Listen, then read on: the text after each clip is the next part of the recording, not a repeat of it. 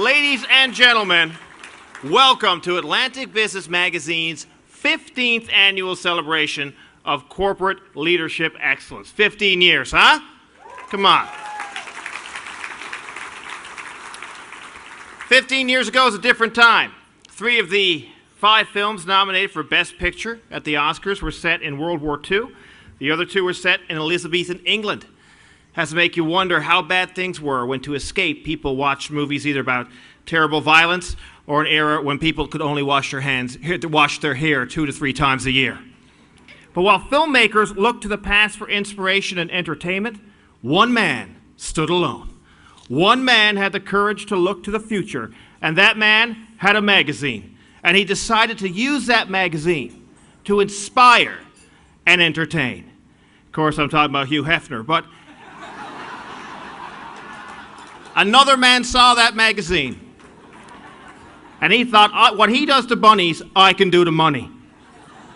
I mean, of course, Hubert Hutton, publisher of the longest publishing regional business magazine in Atlantic Canada.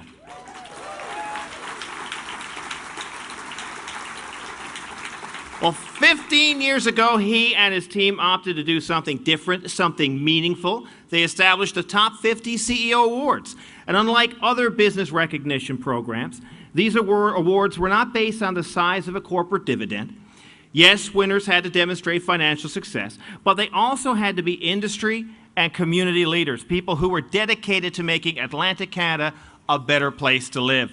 And by celebrating the region's success stories, Hubert says he hoped to inspire emerging leaders and entrepreneurs to achieve similar success. Well, over the past 15 years, the top 50 CEOs have generated an astounding $1.5 trillion in revenue, created more than 850,000 jobs, overseen more than $400 million in corporate donations, and personally volunteered with over 3,000 community-based organizations, and hired me to host this thing 3 years. It's pretty good. As we say back home, top stamps. Those kinds of results deserve more than just an ordinary awards gala, which is why tonight we're going to celebrate in true Hollywood style. But before we do, I'm going to ask Atlantic Business Magazine's Vice President of Sales, Tonia Sheridan, to start things off by saying grace. Good evening. Can we please bow your heads for a few words of thanksgiving and a prayer for enlightenment?